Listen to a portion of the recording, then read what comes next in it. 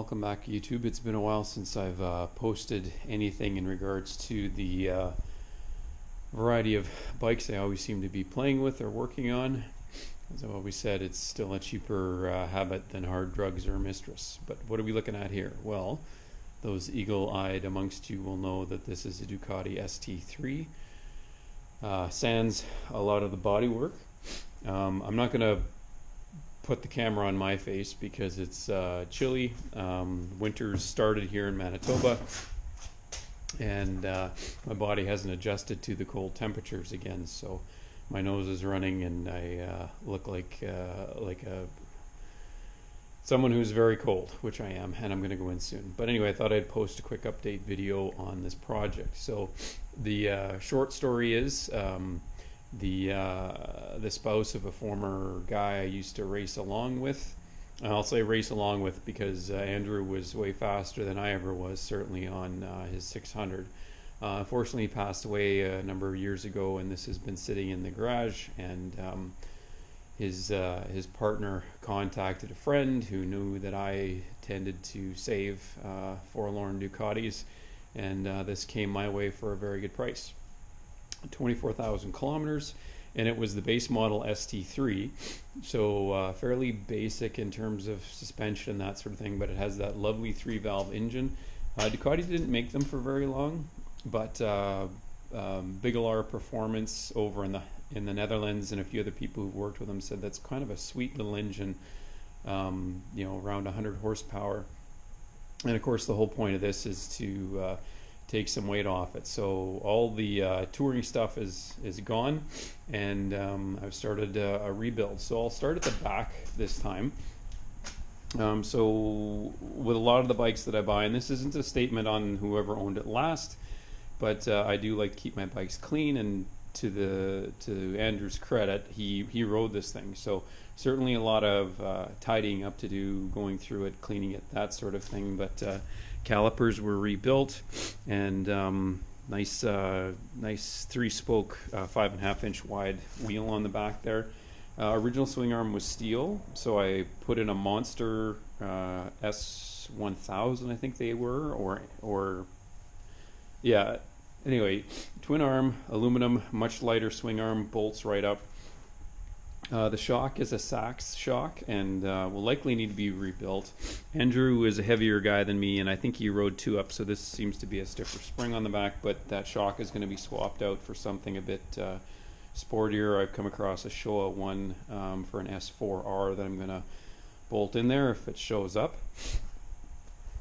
These are my homegrown rear sets. So normally a complete kit like this is about, I've only seen them around 400 bucks, again from overseas. So I was able to get just these plates for a really good price from Japan.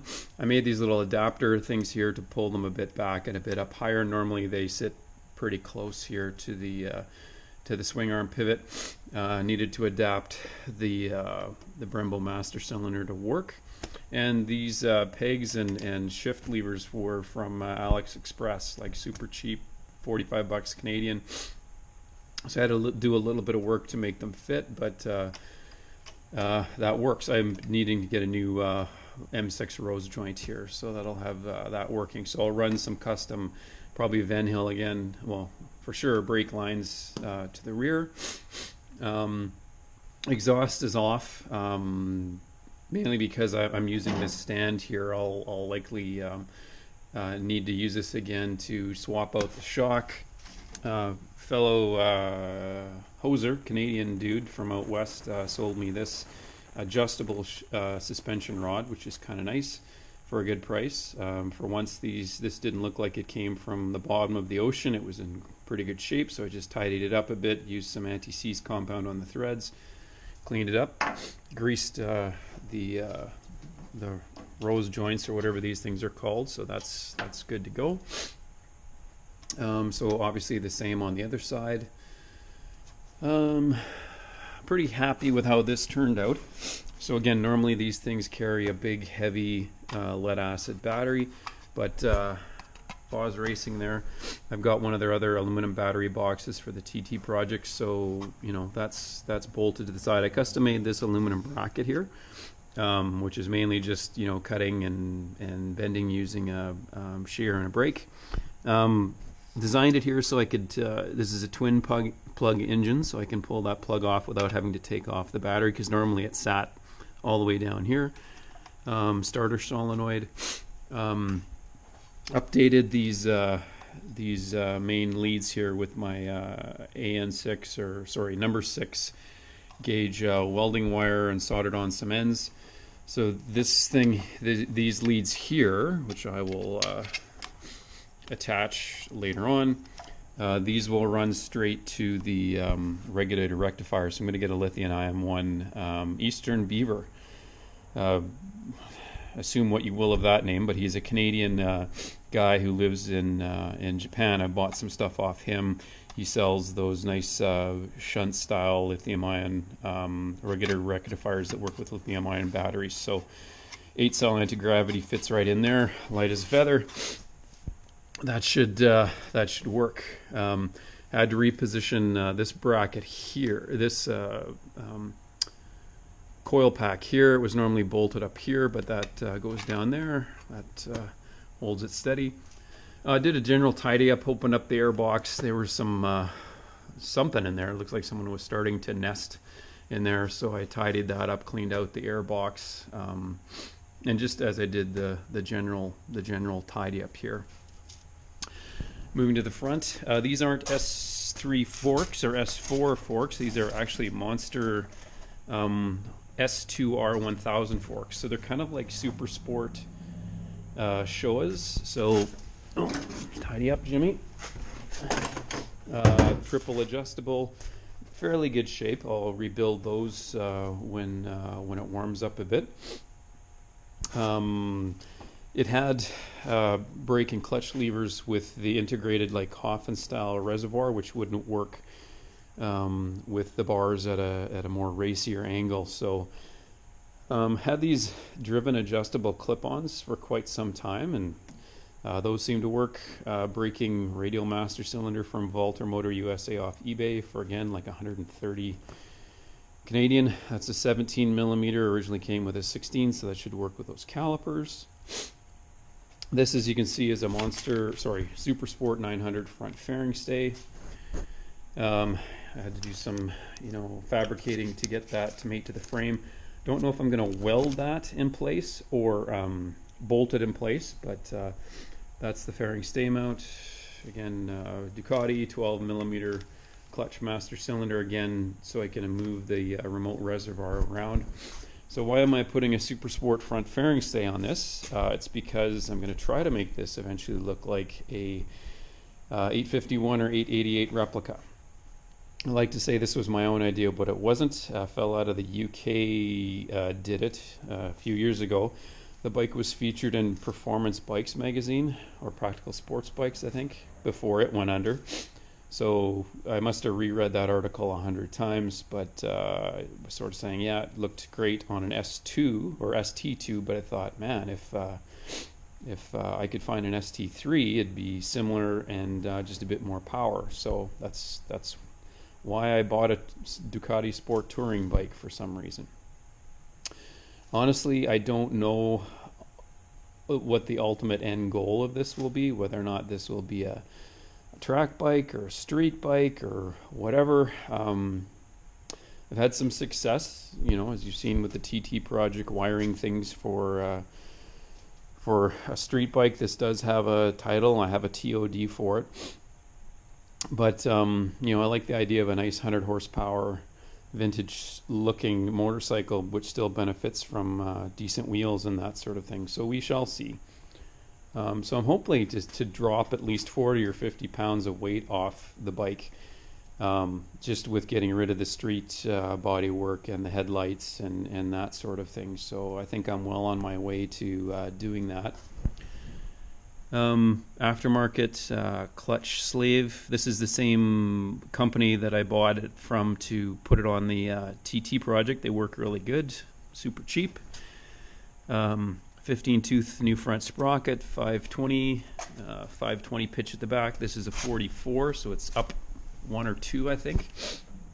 And this is my left-hand side homegrown rear sets. So all in all, these rear set plates from I got them from Japan again for around $75. So 75 for the plates, 45 for the pegs and levers both sides, $20 for the shift rod. So I've got a nice, you know, racy rear set setup that yeah, I had to fabricate some stuff myself, but if you know me, I love doing that sort of thing. So a couple of things for the future. This bike came with some nice Leo Vinci slip-ons, so I'm going to keep those. I was able to clean those up a bit, and I have a way to mount them slightly higher, not, you know, full on like a 851 or 888, but certainly a bit higher now that these rear set pegs are higher.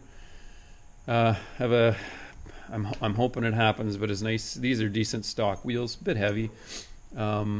I've got some exciting news about wheels coming up that hopefully we will see shortly.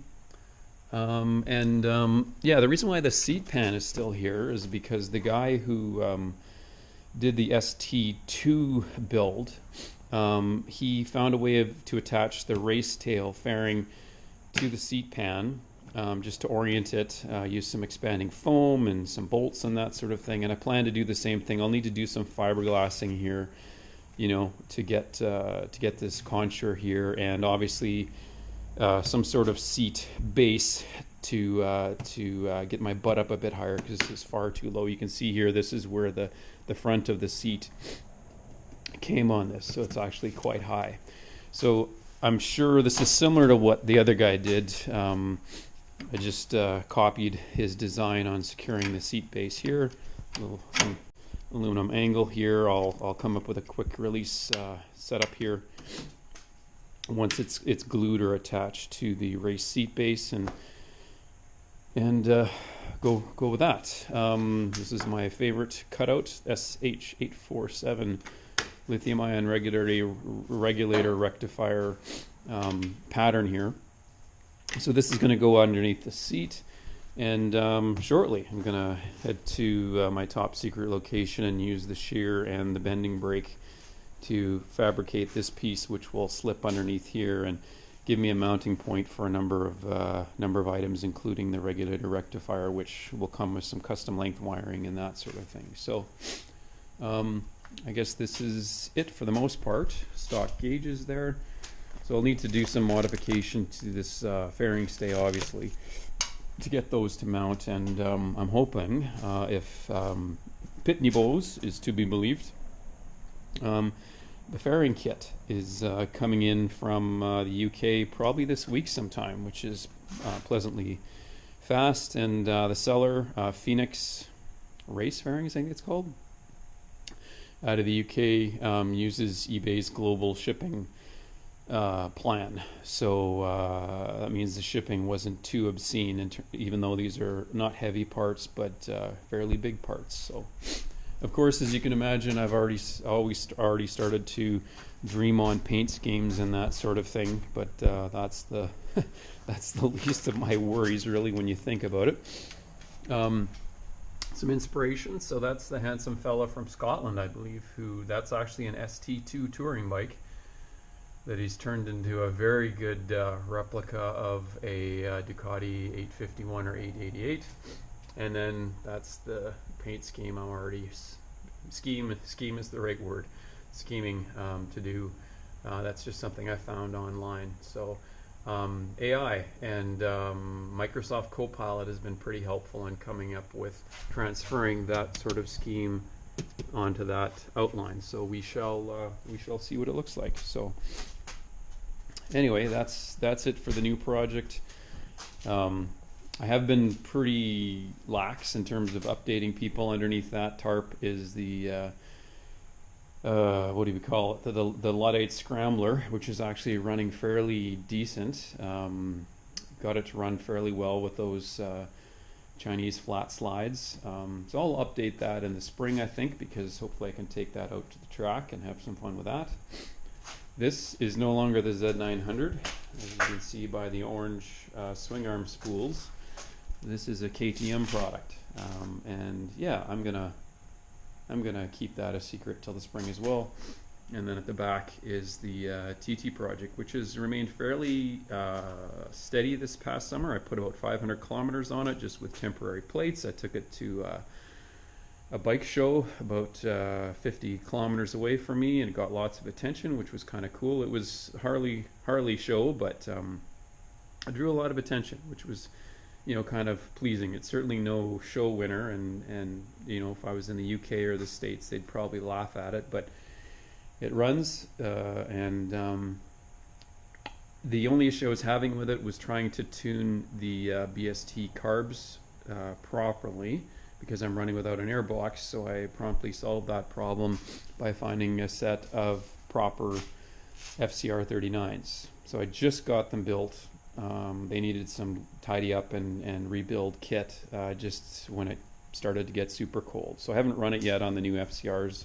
That'll be a next year job in terms of tuning it. So yeah, that's about it. I've been updating this build on the Ducati MS forum and on the PB Mag forum. So if you've come here from there, you know, thanks for watching the video. If you are a subscriber and are finally amazed that I'm actually doing an update, that's great.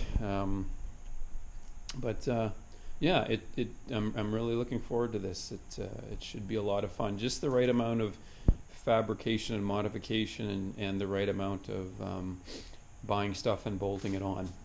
There comes a point where having to modify or fabricate everything gets a bit tiring. So anyway, that's it for now. Yeah, thanks for checking in. Like and subscribe if you haven't already done so, and I think if you do that subscribe button or that notification bell, you'll know when I update this page again. So anyway, thanks for checking in, and check back soon.